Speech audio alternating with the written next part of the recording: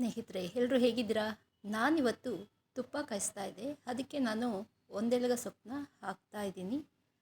ಇದ್ರ ಬಗ್ಗೆ ಮಾಹಿತಿ ನಿಮಗೆ ಕೊಡೋಣ ಅಂದ್ಬಿಟ್ಟು, ಅಂದರೆ ಮಕ್ಕಳಿಗೆ ಮೆಮೊರಿ ಪವರ್ ಅಂದರೆ ಜ್ಞಾಪನ ಇರಲ್ಲ ಅಂತ ಹೇಳ್ತಾ ಇರ್ತಾರಲ್ಲ, ಅಂಥ ಮಕ್ಕಳಿಗೆ ತುಂಬ ಯೂಸ್ ಆಗುತ್ತೆ. ಮತ್ತು ಚಿಕ್ಕ ಮಕ್ಕಳಿಂದ ಇದನ್ನು ಕೊಡ್ತಾ ಬಂದರೆ ತುಂಬಾ ಯೂಸ್ ಆಗುತ್ತೆ. ಅದು ಹೇಗೆ ಅಂತ ಅಂದರೆ ನೋಡಿ, ಇವಾಗ ತೋರಿಸ್ತಾ ಇದ್ದೀನಲ್ಲ, ಬ್ರಾಹ್ಮಿ ಅಂದರೆ ಒಂದೆಲಗನ ನಮ್ಮ ಒಂದು ಕೈ ಹಿಡಿಯಷ್ಟು, ಅಂದರೆ ತುಪ್ಪ ಕ್ವಾಂಟಿಟಿ ಜಾಸ್ತಿ ಇದ್ದರೆ ನೀವು ಜಾಸ್ತಿ ಕೂಡ ಹಾಕ್ಕೋಬೇಕಾಗುತ್ತೆ.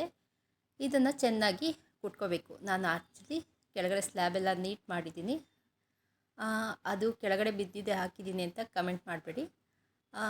ಇದನ್ನು ನೀಟಾಗಿ ಕುಟ್ಕೋಬೇಕು. ನೀಟಾಗೆಲ್ಲ ಚೆನ್ನಾಗಿ ಕುಟ್ಕೊಂಡು ನಾವು ತುಪ್ಪ ಫುಲ್ಲು ಚೆನ್ನಾಗಿ ಕಾಯಿಸ್ಕೋಬೇಕು. ಲಾಸ್ಟ್ನೇ ಸ್ಟೇಜ್ವರೆಗೂ ನಾವು ತುಪ್ಪನ ಕಾಯಿಸಿ ಆ ನಂತರ ನಾವು ಈ ಒಂದೆಲಗ ಸೊಪ್ಪನ್ನು ಹಾಕಬೇಕಾಗುತ್ತೆ. ಇದರ ಬೆನಿಫಿಟ್ಟು ನಿಮಗೆಲ್ಲ ಗೊತ್ತೇ ಇರುತ್ತೆ. ಗೊತ್ತಿದ್ದವ್ರಿಗೆ ಏನಂದರೆ, ಈ ಸೊಪ್ಪು ಚಿಕ್ಕ ಮಕ್ಕಳಿಗೆ ಕೊಡ್ತಾ ಬರಬೇಕು ಅಂತ ಹೇಳ್ತಾರೆ. ಇದನ್ನು ಸರಸ್ವತಿ ಸೊಪ್ಪು ಅಂತ ಕೂಡ ಹೇಳ್ತಾರೆ. ಆದ್ದರಿಂದ ನಾವು ಚಿಕ್ಕ ಮಗುವಿಂದನೇ ರೂಢಿ ಮಾಡಿದ್ರೆ ಅವ್ರಿಗೆ ತುಂಬಾ ಮೆಮೊರಿ ಶಕ್ತಿ ತುಂಬ ಚೆನ್ನಾಗಿ ಇಂಪ್ರೂವ್ ಆಗುತ್ತೆ. ಅದರಿಂದ ಈ ಎಳೆ ಮಕ್ಕಳಿಗೆ ಅಂದರೆ 1 ವರ್ಷ, ಇವಾಗ ಒಂದು 7-8 ತಿಂಗಳಿಗೆ ಆಗಲೇ ನಾವು ಚಿಕ್ಕದಾಗಿ ಸರಿ ಕೊಡೋದಕ್ಕೆ ಶುರು ಮಾಡ್ತೀವಲ್ಲ, ಆಗ ತುಪ್ಪನೇ ಮೇಯ್ನಾಗಿ ಯೂಸ್ ಮಾಡ್ತೀವಲ್ವ. ಆದ್ದರಿಂದ ಆ ತುಪ್ಪಕ್ಕೆ ನಾವು ಈ ಥರ ಒಂದೆಲಗ ಸೊಪ್ಪನ್ನು ನಾವು ಹಾಕಿಬಿಟ್ಟು ಚಿಕ್ಕ ಮಕ್ಳಿಗೋಸ್ಕರನೇ ಅಂತಲೇ ನೀವು ತುಪ್ಪನ ರೆಡಿ ಮಾಡ್ಕೋಬೋದು. ದೊಡ್ಡವ್ರು ಕೂಡ ತೊಗೊಬೋದು. ದೊಡ್ಡವ್ರಿಗೂ ಮೆಮೊರಿ ಲಾಸ್ ಆಗಿದೆ, ಅವರು ಕೂಡ ತೊಗೊಬೋದು. ಇದರಿಂದ ತುಂಬಾ ಬೆನಿಫಿಟ್ ಇದೆ.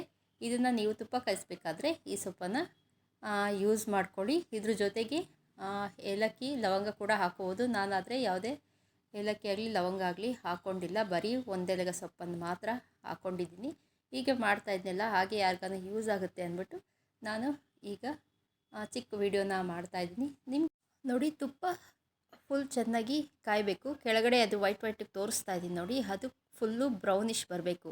ಆ ಬ್ರೌನಿಷ್ ಬಂದಾಗ ಇಲ್ಲಿ ಕುಟ್ಕೊಂಡಿರೋ ಅಂಥ ಒಂದೆಲಗ ಸೊಪ್ಪನ್ನು ನಾವು ನುಣ್ಣು ಕೂಡ ನೀವು ಕುಟ್ಕೊಂಡು ಹಾಕೋಬೋದು. ನಾನು ಸ್ವಲ್ಪ ದಪ್ಪವಾಗಿ ಕುಟ್ಟಿ ಹಾಕಿದ್ದೀನಿ. ಅಲ್ಲಿ ತುಪ್ಪದ ಕೆಳಭಾಗದಲ್ಲಿ ಸ್ವಲ್ಪ ಬ್ರೌನಿಷ್ ಆಗಿರಬೇಕು. ಆ ಟೈಮಲ್ಲಿ ನಾವು ಈ ಒಂದೆಲಗ ಸೊಪ್ಪನ್ನು ಹಾಕ್ಕೊಬೇಕಾಗುತ್ತೆ. ಹಾಕ್ಕೊಂಡು ಚೆನ್ನಾಗಿ ಕುದಿಸ್ಕೋಬೇಕು. ಕುದಿಸ್ಕೊಂಡಿದ್ದ ನಂತರ ಅದು ಸ್ವಲ್ಪ ಫುಲ್ಲೆಲ್ಲ ಡ್ರೈ ಆಗಬೇಕು. ಡ್ರೈ ಆದಮೇಲೆ ನಾವು ಅದನ್ನು ಸ್ವಲ್ಪ ಹಾಗೆ ಬಿಟ್ಬಿಟ್ರೆ ನಮಗೆ ತುಪ್ಪ ರೆಡಿಯಾಗಿರುತ್ತೆ. ಈ ತುಪ್ಪನ ನೀವು ಎಲ್ಲ ಮಾಡ್ಕೊಳ್ಳಿ. ಮತ್ತು ಚಿಕ್ಕ ಮಕ್ಕಳಿರೋರು ಖಂಡಿತವಾಗಿ ನೀವು ಈ ತುಪ್ಪನ ಮಾಡಿ ಮಕ್ಕಳಿಗೆ ಕೊಡಬಹುದು. ಮತ್ತು ತುಪ್ಪ ತಿಂದಿರೋ ಮಕ್ಕಳು ಕೂಡ ಇರ್ತಾರೆ.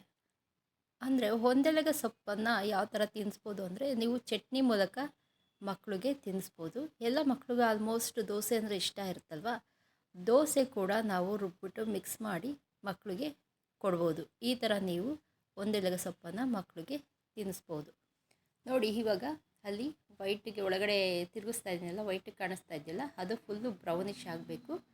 ಬ್ರೌನಿಷ್ ಆದಮೇಲೆ ನಾವು ಒಂದೆಲಗ ಸೊಪ್ಪನ್ನು ಹಾಕ್ಕೊಂಡು ನಂತರ ಅದು ಫುಲ್ಲು ಡ್ರೈ ಆಗಬೇಕು. ಸೊಪ್ಪು ಫುಲ್ಲು ಡ್ರೈ ಆಗೋ ತನಕ ನಾವು ಸಣ್ಣ ಉರಿಲೇ ನೀವು ಕುದಿಸ್ಕೊಳ್ಳಿ. ಜಾಸ್ತಿ ದಪ್ಪ ಉರಿ ಮಾಡೋದಕ್ಕೆ ಹೋಗ್ಬಿಟ್ಟು ಸೀದೋದಂಗೆ ಆಗುತ್ತೆ. ಪೂರ್ತಿ ಸಣ್ಣ ಉರಿಯಲ್ಲೇ ನೀವು ಈ ಸೊಪ್ಪನ್ನು ಬೇಯಿಸ್ಕೋಬೇಕಾಗುತ್ತೆ. ನಾನು ಇದಕ್ಕೆ ಯಾವುದೇ ರೀತಿಯ ಅರಿಶಿನ ಕೂಡ ಹಾಕಿಲ್ಲ. ಇದು ಅದೇ ಸೇಮ್ ತುಪ್ಪದ ಕಲರು. ಒಬ್ಬರೊಬ್ಬರು ಅರಿಶಿನ ಹಾಕ್ತಾರೆ, ನಾನು ಅರಿಶಿನ ಏನೂ ಹಾಕಿಲ್ಲ. ನಾನು ಯೂಸ್ ಮಾಡಿರೋ ಅಂಥ ಹಾಲು ಏನಂದರೆ, ನಂದಿನಿ ಪ್ಯಾಕೆಟು ಬರುತ್ತಲ್ವ, ಆ ಹಾಲಿನ ತೆನೆಯಿಂದ ಬಂದಿರೋ ಅಂಥ ತುಪ್ಪ. ಇದು ತುಂಬ ಟೇಸ್ಟಿಯಾಗಿರುತ್ತೆ. ನೀವು ಕೂಡ ಮನೇಲಿ ಮಾಡ್ಕೋಬೋದು. ಇದ್ರದ್ದೇ ಒಂದು ವಿಡಿಯೋ ಕೂಡ ನಾನು ಮಾಡಿದ್ದೀನಿ. ಆ ವಿಡಿಯೋ ಇದೆ, ಹೋಗಿ ನೀವು ಚೆಕ್ ಮಾಡ್ಬೋದು. ಯಾವ ಥರ ತುಪ್ಪ ಮಾಡ್ಕೊಳ್ಳೋದು ಅಂದರೆ, ಬೆಣ್ಣೆ ಯಾವ ಥರ ತೆನೆಯಲ್ಲೇ ಯಾವ ಥರ ಕಲೆಕ್ಟ್ ಮಾಡಿ ತುಪ್ಪ ಯಾವ ಥರ ಮಾಡ್ಕೊಳ್ಳೋದು ಅಂತ ಒಂದು ವಿಡಿಯೋ ಹಾಕಿದ್ದೀನಿ. ಅದನ್ನು ಕೂಡ ನೀವು ಹೋಗಿ ನೋಡಿ ಸಪೋರ್ಟ್ ಮಾಡಿ. ನಂತರ ಈ ಒಂದೆಲಗ ಸೊಪ್ಪಿನ ಬಗ್ಗೆ ತುಂಬಾ ಮಾಹಿತಿ ಇದೆ. ಬೇಕು ಅಂದರೆ ನೀವು ಕಮೆಂಟ್ ಮಾಡಿ, ಅದು ಕೂಡ ನಾನು ತಿಳಿಸ್ಕೊಡ್ತೀನಿ. ನೋಡಿ, ಇವಾಗ ನಾನು ಸೊಪ್ಪು ಹಾಕ್ತಾಯಿದ್ದೀನಿ. ಫುಲ್ಲು ಸಣ್ಣ ಉರಿಲಿಲ್ಲಿ. ತುಂಬ ದಪ್ಪ ಉರಿ ಏನಾದರೂ ಇದ್ದರೆ ತಕ್ಷಣವೇ ಎಲ್ಲ ಸೀದೋಗ್ಬಿಡುತ್ತೆ.